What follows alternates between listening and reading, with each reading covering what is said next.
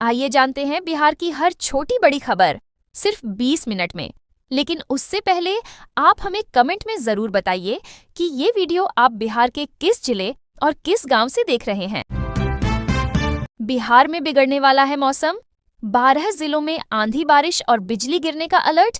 भारत मौसम विज्ञान विभाग (IMD) ने 8 जून को जारी बुलेटिन में बिहार के कई जिलों के लिए ऑरेंज अलर्ट जारी किया है। सारण, बक्सर, कैमूर, औरंगाबाद, रोहतास, गया, नालंदा, वैशाली, पटना, शेखपुरा, जमुई और लखीसराय में 8 जून को आंधी बारिश और बिजली गिरने की संभावना जताई गई है। भागलपुर और बांका में भारी बारिश का पूर्वानुमान है। पिछले 24 घंटों में नवादा में 7 सेंटीमीटर बारिश दर्ज की गई, जबकि अरवल में 69 किलोमीटर प्रति घंटे की रफ्तार से हवाएं चलीं।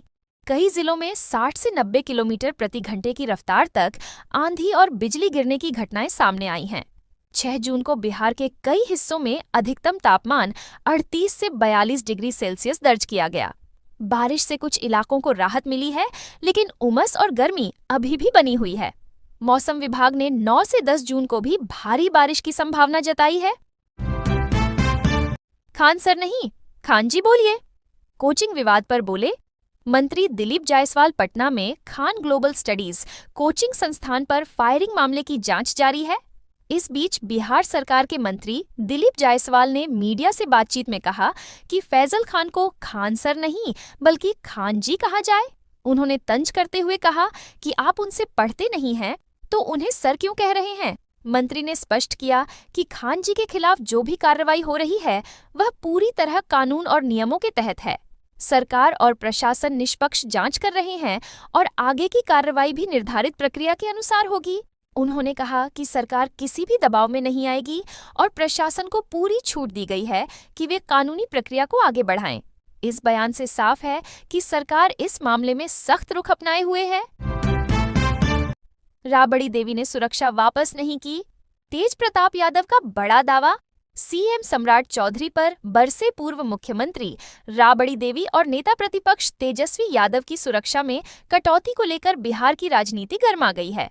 सोशल मीडिया पर यह खबर फैली कि राबड़ी देवी ने अपनी सुरक्षा लौटा दी है, लेकिन उनके बेटे तेज प्रताप यादव ने दावा किया कि यह अफवाह है। तेज प्रताप ने कहा कि उनकी मां ने सुरक्षा स्वेच्छा से वापस नहीं की। दरअसल सुरक्षा में तैनात पुलिसकर्मियों ने उन्हें एक दस्तावेज दिखाया था जिसमें सुरक्षा व्यवस्था में बदलाव और कर्मियों की संख्या कम करने की जानकारी थी।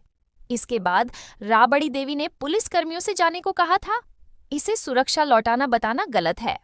तेज प्रताप ने आरोप लगाया कि सरकार जानबूझकर इस मुद्दे को राजनीतिक रंग देने की कोशिश कर रही है। उन्होंने कहा कि सरकार विपक्षी नेताओं की सुरक्षा और आवास को मुद्दा बना रही है, जबकि राज्य में बेरोजगारी, अपराध और विकास जैसे गंभीर मुद्दों पर ध्यान नहीं दिया जा रहा। तेज प्रताप ने कहा कि जब आम जनता सुरक्षा और सुविधाओं के लिए संघर्ष कर रही है, तब मंत्री बड़े बड़े काफिलों में घूम रहे हैं। उन्होंने मुख्यमंत्री सम्राट चौधरी पर निशाना साधते हुए कहा कि सरकार को जनता की सुरक्षा और कानून व्यवस्था पर ध्यान देना चाहिए। रसोई गैस फिर हुई महंगी। पटना में अब 1032 रुपये में मिलेगा।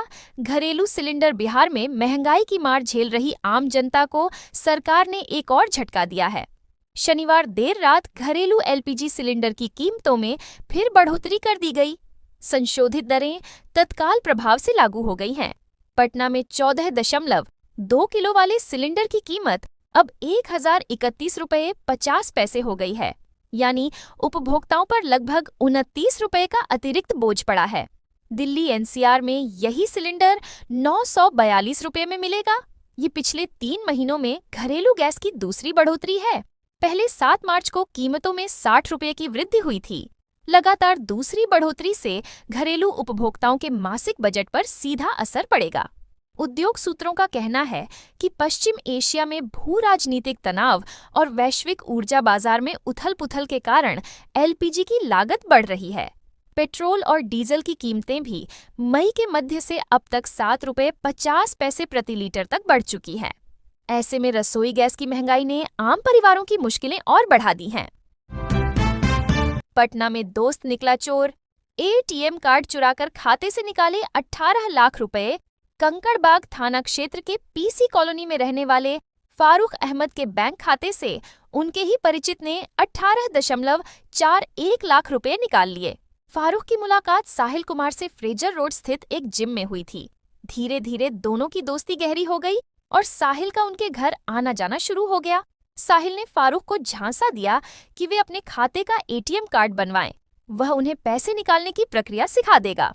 फारूक ने नया कार्ड बनवाया और घर में सुरक्षित रख दिया, लेकिन साहिल ने मौका पाकर कार्ड चुरा लिया और खाते से मोटी रकम निकाल ली। 21 मई को जब फारूक बैंक पहुंचे तो पता चला कि खाते में पैसे ही नहीं हैं। जांच में सामने आया कि साहिल ने एटीएम कार्ड से ऑनलाइन शॉपिंग की और यूपीआई के जरिए भी बड़ी रकम ट्रांसफर की। पीड़ित की शिकायत पर पुलिस ने मामला दर्ज कर जांच शुरू कर दी है। आरोपी ने अपराध स्वीकार कर लिया है। यह घटना दिखाती है कि एटीएम धोखाधड़ी अब व्यक्तिगत रिश्तों के जरिए भी बढ़ रही है। प्रशांत किशोर का बड़ा बयान, धर्मेंद्र प्रधान के इस्तीफे की मांग, सीजेपी आंदोलन को समर्थन, दिल्ली के जंतर मंत्र पर कॉकरोच जनता पार्टी। सीजेपी के विरोध प्रदर्शन को जनसुराज के संस्थापक प्रशांत किशोर ने समर्थन दिया है। उन्होंने कहा कि केंद्रीय शिक्षा मंत्री धर्मेंद्र प्रधान को इस्तीफा देना ही चाहिए। पटना में प्रेस कॉन्फ्रेंस के दौरान प्रशांत किशोर ने कहा कि बार बार हो रहे पेपर लीक से शिक्षा व्यवस्था की साख खत्म हो रही है। उन्होंने तंज करते हुए कहा कि अब खबर तब बनती है जब कोई परीक्षा बिना पेपर लीक के संपन्न हो जाती है। उन्होंने आरोप लगाया कि धर्मेंद्र प्रधान बिहार चुनाव के दौरान प्रत्याशियों को डराने धमकाने और खरीद फरोख्त में शामिल थे। किशोर ने कहा कि शिक्षा मंत्री रहते हुए उनसे सुधार की उम्मीद नहीं की जा सकती, इसलिए जंतर मंत्र पर हो रहे आंदोलन को जनसुराज पार्टी का पूरा समर्थन है। तेजस्वी यादव की सुरक्षा पर भी उन्होंने कहा कि नेताओं की सुरक्षा बिहार में स्टेटस सिंबल ज्यादा है, जबकि सरकार को आम जनता की सुरक्षा पर ध्यान देना चाहिए। एमएलसी चुनाव में चूके नेताओं को साधेगी भाजपा, बोर्ड और निगमों में मिलेगी जिम्मेदारी।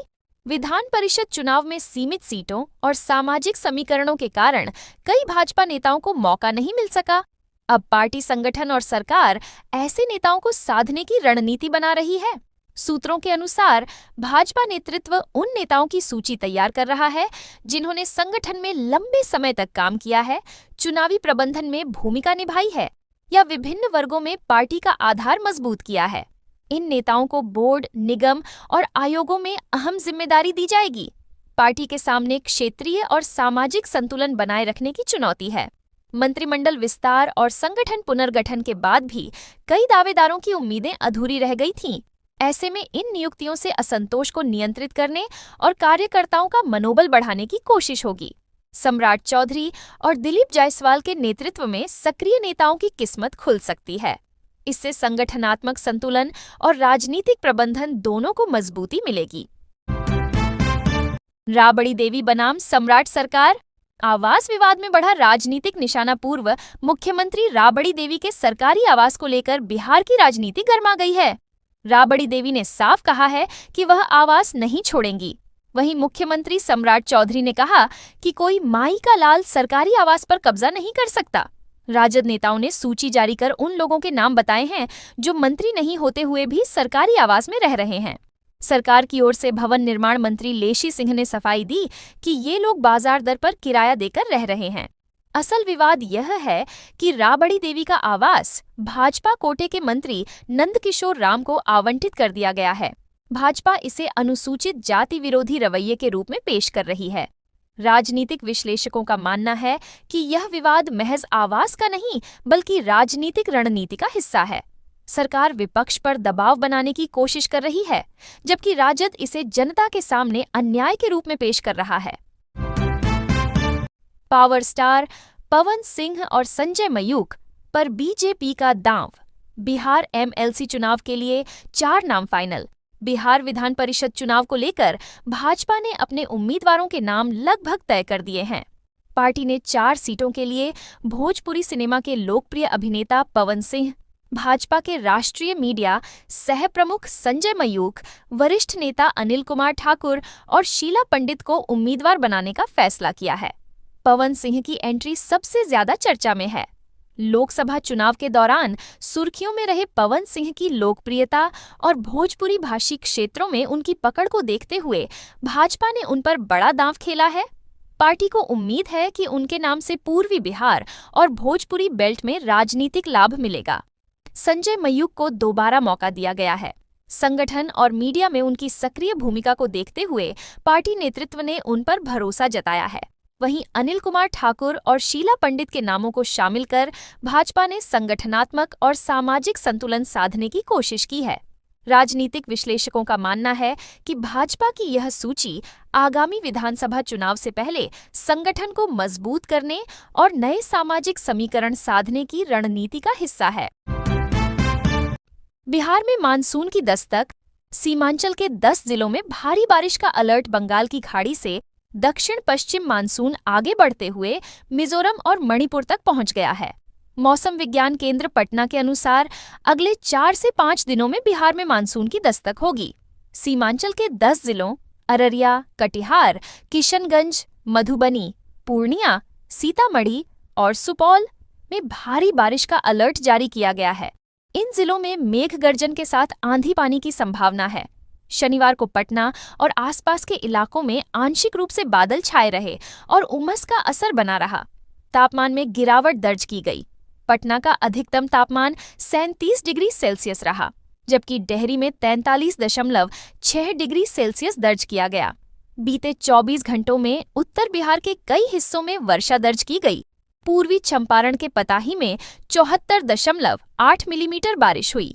मोतिहारी में 56 किलोमीटर प्रति घंटे की रफ्तार से हवा चली। मौसम विभाग ने कहा कि आने वाले दिनों में लोगों को गर्मी से राहत मिलेगी। बिहार सरकार का बड़ा फैसला। दूसरे राज्यों से बालू गिट्टी लाने पर ट्रांजिट पास अनिवार्य। खनन और परिवहन पर निगरानी खड़ी करने के लिए बिहार सरकार ने बड़ा कदम उठाया है। खान एवं भूतत्व विभाग ने दूसरे राज्यों से आने वाले बालू, गिट्टी, पत्थर, मोरंग और अन्य लघु खनिजों के परिवहन के लिए इंटरस्टेट ट्रांजिट पास (ISTP) अनिवार्य कर दिया है। नई व्यवस्था के तहत 10 जून से ट्रांजिट पास जारी करने की प्रक्रिया शुरू होगी और 20 जून से इसे पूरी तरह लागू कर दिया जाएगा। झारखंड, उत्तर प्रदेश, पश्चिम बंगाल समेत अन्य राज्यों से आने वाले खनिज वाहनों को ऑनलाइन पंजीकरण कराकर ट्रांजिट पास लेना होगा। विभाग ने शुल्क भी तय किया है। वजन के आधार पर 60 रुपये प्रति मीट्रिक टन और आयतन के आधार पर 85 रुपये प्रति घन मीटर। भुगतान केवल ऑनलाइन माध्यम से होगा। नए नियम के अनुसार खनिज स्रोत स्थल से चालान जारी होने के 6 घंटे के भीतर ट्रांजिट पास लेना अनिवार्य होगा। परिवहन के दौरान वाहन चालक के पास संबंधित राज्य का वैध चालान और ट्रांजिट पास दोनों होना जरूरी है। विभाग ने स्पष्ट किया है कि जांच के दौरान दस्तावेज नहीं मिलने पर बिहार खनिज नियमावली 2019 और संशोधित नियमावली 2026 के तहत जुर्माना और कानूनी कार्रवाई होगी। जुर्माना 10 लाख रुपए तक हो सकता है। यह कदम अवैध खनन और फर्जी चालान पर रोक लगाने की दिशा में महत्वपूर्ण माना जा रहा है। गुवाहाटी से झूठ की बोरियों में छिपाकर लाई जा रही 108 बोतल विदेशी शराब जब्त। कांटी थाना क्षेत्र के दरभंगा मोड़ पर राजस्व आसूचना निदेशालय DRI की टीम ने गुप्त सूचना के आधार पर बड़ी कार्रवाई की। असम के गुवाहाटी से आ रही एक अंतर्राज्यीय बस को रोककर तलाशी ली गई। जांच में झूठ की साधारण बोरियों में छिपाकर रखी गई 108 बोतल प्रीमियम ब्रांड की विदेशी शराब बरामद हुई। इस मामले में पूर्वी चंपारण के कुंडवा चैनपुर निवासी प्रेम जायसवाल को गिरफ्तार किया गया। पूछताछ में उसने स्वीकार किया कि शराब असम से कम कीमत पर खरीदकर बिहार लाया गया था और इसे मुजफ्फरपुर व मोतिहारी में ऊंचे दाम पर बेचने की योजना थी। उत्पाद विभाग ने बताया कि मामले में बिहार मद्य निषेध एवं उत्पाद अधिनियम की धाराओं के तहत प्राथमिकी दर्ज की जा रही है। जांच एजेंसियां अब इस नेटवर्क से जुड़े अन्य लोगों और संभावित सिंडिकेट की तलाश में जुटी हैं। मुजफ्फरपुर के बोछा में भीषण आग, 2 दुकानें जलकर राख, लाखों का नुकसान। बोछा थाना क्षेत्र के मझौली पुरानी चौक स्थित मुजफ्फरपुर दरभंगा पुरानी सड़क किनारे रविवार को अचानक भीषण आग लग गई। देखते ही देखते आग ने 2 व्यावसायिक प्रतिष्ठानों को अपनी चपेट में ले लिया। प्रत्यक्षदर्शियों के अनुसार एक दुकान से धुआं उठना शुरू हुआ और तेज हवा के कारण आग तेजी से फैल गई। आसपास के दुकानदारों और ग्रामीणों ने पानी और बालू से आग बुझाने की कोशिश की। सूचना मिलते ही पुलिस और दमकल विभाग मौके पर पहुंचे और काफी मशक्कत के बाद आग पर काबू पाया। इस घटना में दुकानों में रखा फर्नीचर, घरेलू सामान, नकद राशि और अन्य मूल्यवान वस्तुएं जलकर राख हो गईं। प्रारंभिक आकलन के अनुसार नुकसान लाखों रुपये का है। हालांकि जनहानि नहीं हुई। थानाध्यक्ष यशवंत कुमार मिश्रा ने बताया कि आग के कारणों की जांच की जा रही है। प्रभावित दुकानदारों ने जिला प्रशासन से आपदा प्रबंधन विभाग के तहत मुआवजे की मांग की है ताकि वे दोबारा अपना व्यवसाय शुरू कर सकें। गयाजी एयरपोर्ट पर आरपीएफ जवान के बैग से मिले 2 कारतूस, सुरक्षा एजेंसियों में हड़कंप। गयाजी अंतर्राष्ट्रीय हवाई अड्डे पर सुरक्षा जांच के दौरान एक आरपीएफ जवान के बैग से 2 जिंदा कारतूस बरामद हुए। संतोष कुमार, जो दिल्ली के आनंद विहार स्टेशन पर रेलवे सुरक्षा बल में तैनात हैं, छुट्टी बिताने अपने घर आए थे और इंडिगो की उड़ान से दिल्ली लौट रहे थे। सुरक्षा जांच के दौरान उनके बैग की स्कैनिंग में संदिग्ध वस्तु दिखाई दी। तलाशी लेने पर 2 कारतूस मिले। इसके बाद सीआईएसएफ ने उन्हें हिरासत में लेकर मगध मेडिकल थाना पुलिस को सौंप दिया। थाना प्रभारी कृष्ण कुमार ने बताया कि जवान के खिलाफ प्राथमिकी दर्ज कर ली गई है और उससे पूछताछ की जा रही है कि कारतूस उसके पास कैसे पहुंचे। एयरपोर्ट सुरक्षा एजेंसियां भी मामले की गंभीरता से जांच कर रही हैं। नियमों के अनुसार बिना वैध अनुमति किसी भी यात्री के पास कारतूस या हथियार संबंधी सामग्री होना सुरक्षा मानकों का उल्लंघन है। इस घटना ने एयरपोर्ट सुरक्षा व्यवस्था पर गंभीर सवाल खड़े कर दिए हैं। बीएमपी जवान को सांप ने डसा, साथियों ने 30 मिनट में नाप दिया। 20 किलोमीटर, ऐसे बचाई जान बेगूसराय के नौला पुलिस पिकेट में गुरुवार सुबह मॉर्निंग वॉक के दौरान बीएमपी जवान संजीत कुमार साह को एक विषैले सांप ने पैर में काट लिया। कुछ ही देर में उनकी हालत बिगड़ने लगी और शरीर में जहर का असर दिखने लगा। स्थिति की गंभीरता को देखते हुए साथी जवान पवन कुमार और प्रेम प्रकाश ने तत्काल निर्णय लिया और मोटरसाइकिल से उन्हें 20 किलोमीटर दूर बेगूसराय सदर अस्पताल पहुंचाया। महज 30 मिनट में अस्पताल पहुंचाकर उन्होंने कर्तव्य निष्ठा और मानवीय संवेदना का परिचय दिया। अस्पताल में चिकित्सकों ने तुरंत इलाज शुरू किया और समय पर उपचार मिलने से संजीत की हालत में तेजी से सुधार हुआ। इलाज के दौरान साथी जवान लगातार उनके साथ रहे। इस घटना ने पुलिसकर्मियों की टीम भावना और सजगता को उजागर किया है।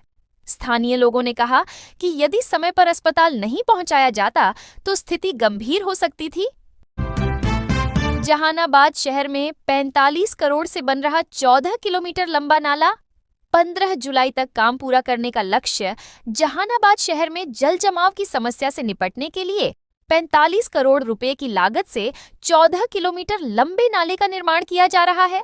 यह परियोजना बुडको द्वारा संचालित है और इसे मानसून से पहले पूरा करने का लक्ष्य था, लेकिन धीमी गति के कारण अब नई तिथि 15 जुलाई तय की गई है। मौसम विभाग ने बताया कि 12 जून के आसपास मानसून के प्रवेश की संभावना है। ऐसे में वर्षा शुरू होने के बाद निर्माण कार्य और जल निकासी दोनों प्रभावित होंगे। निर्माणाधीन बड़े नाले के कारण कई छोटी बड़ी नालियां अवरुद्ध हो गई हैं, जिससे हल्की बारिश में भी जल जमाव की समस्या उत्पन्न हो रही है। यह नाला राजा बाजार क्षेत्र से शुरू होकर शहर के विभिन्न मोहल्लों से गुजरते हुए अलगना तक जाएगा। इसे सीवेज सिस्टम के संचालन के लिए भी उपयोग किया जाएगा। परियोजना शहर के ड्रेनेज नेटवर्क को मजबूत बनाने की दिशा में महत्वपूर्ण है, लेकिन समय पर पूरा न होने से लोगों को परेशानी झेलनी पड़ रही है। स्थानीय जनप्रतिनिधियों ने सरकार से बरसात से पहले सभी नालों की सफाई और प्रभावित परिवारों को राहत देने की मांग की है। मिस कॉल से शुरू हुआ प्यार, 5 बच्चों की मां ने 19 वर्षीय युवक से रचाई शादी। दोनों बोले प्लीज अलग मत करना। पूर्णिया की 36 वर्षीय बिंदु देवी उर्फ सीमा परवीन और खैरा थाना क्षेत्र के 19 वर्षीय महावीर ठाकुर की प्रेम कहानी इलाके में चर्चा का विषय बनी हुई है। 2 साल पहले एक मिस कॉल से शुरू हुई बातचीत धीरे धीरे प्रेम संबंध में बदल गई। मोबाइल पर लगातार संपर्क ने दोनों को इतना करीब ला दिया कि उन्होंने परिजनों की जानकारी के बिना साथ जीवन बिताने का फैसला कर लिया। दोनों अपने घरों से निकलकर कोलकाता पहुंचे और वहां एक मंदिर में विवाह कर लिया। विवाह के बाद उन्होंने एक वीडियो जारी कर अपने संबंध और साथ रहने की इच्छा का जिक्र किया। ग्रामीणों की शिकायत पर पुलिस ने दोनों को थाने बुलाया जहां उन्होंने साफ कहा कि वे अपनी मर्जी से साथ रहना चाहते हैं। पुलिस ने बताया कि दोनों बालिग हैं, इसलिए उन्हें जाने दिया गया। इस मामले ने गांव में तरह तरह की चर्चाओं को जन्म दिया है। कैमूर में 4 नए मिट्टी जांच केंद्र खुले, किसानों को मिलेगा सीधा फायदा। कृषि विभाग ने किसानों को आत्मनिर्भर बनाने की दिशा में बड़ा कदम उठाया है। अब कैमूर जिले के अधौरा, भभुआ, चैनपुर और भगवानपुर प्रखंडों में मिट्टी जांच केंद्र स्थापित किए गए हैं। पहले यह सुविधा केवल भभुआ में थी। इन केंद्रों पर मिट्टी जांच से संबंधित सभी उपकरण उपलब्ध कराए गए हैं और प्रशिक्षित कर्मियों की नियुक्ति भी की गई है। किसान अब अपने नजदीकी केंद्र पर जाकर मिट्टी की जांच करा सकेंगे और यह जान पाएंगे कि उनके खेत की मिट्टी में कौन कौन से पोषक तत्वों की कमी या अधिकता है। कृषि विभाग का मानना है कि बिना मिट्टी जांच के अंधाधुंध उर्वरकों का प्रयोग मिट्टी की उर्वरता को नुकसान पहुंचाता है। जांच से किसानों को सही जानकारी मिलेगी कि किस उर्वरक की कितनी मात्रा डालनी चाहिए। इससे खेती की लागत घटेगी और उत्पादन में वृद्धि होगी। किशनगंज में मेडिकल दुकान की आड़ में चल रहा था नशे का कारोबार। 20 लाख की हेरोइन के साथ 4 तस्कर गिरफ्तार। किशनगंज पुलिस की नवगठित anti narcotics task force ANTF ने बड़ी सफलता हासिल की है। कोचाधामन थाना क्षेत्र के रहमतपाड़ा चौक स्थित एक मेडिकल दुकान पर छापेमारी कर 95 ग्राम हेरोइन बरामद की गई। इसकी अंतर्राष्ट्रीय बाजार में कीमत करीब 20 लाख रुपए है। कार्रवाई के दौरान 4 तस्करों को गिरफ्तार किया गया। उनके पास से नकद रुपए, डिजिटल तराजू और मोबाइल फोन भी बरामद हुए। गिरफ्तार आरोपियों में एहसान दानिश, रयान, मू, अक्सर और एक अन्य युवक शामिल हैं। पुलिस जांच में सामने आया कि मुख्य आरोपित एहसान दानिश के खिलाफ पहले भी NDPS एक्ट के तहत मामला दर्ज हो चुका है। पूछताछ में आरोपियों ने स्वीकार किया कि वे लंबे समय से नशे के कारोबार में संलिप्त थे। अस्पताल में भर्ती महिला के पर्स से 50,000 नकद और 3.5 लाख के जेवर चोरी। CCTV खंगाल रही पुलिस कासिम बाजार थाना क्षेत्र स्थित एक निजी अस्पताल में भर्ती महिला मरीज के पर्स से नकदी और जेवर चोरी होने का मामला सामने आया है। जमालपुर निवासी शुभम कुमार ने अपनी पत्नी कोमल कुमारी को गाल ब्लैडर ऑपरेशन के लिए अस्पताल में भर्ती कराया था। ऑपरेशन के बाद उन्हें वार्ड में रखा गया था। शनिवार सुबह करीब 5 बजे जब उनके साथ मौजूद महिला स्वजन शौचालय गईं, उसी दौरान पर्स चोरी हो गया। उसमें 50,000 रुपये नकद और 3.5 लाख रुपए के जेवर थे। बाद में अस्पताल की छत पर खाली पर्स मिला। घटना से अस्पताल परिसर में अफरा तफरी मच गई। परिजनों ने सुरक्षा व्यवस्था पर सवाल उठाए और दोषियों की गिरफ्तारी की मांग की। पुलिस CCTV फुटेज खंगाल रही है। मरीजों और उनके परिजनों में भी चिंता का माहौल है कि अस्पताल जैसे संवेदनशील स्थान पर भी सामान सुरक्षित नहीं है।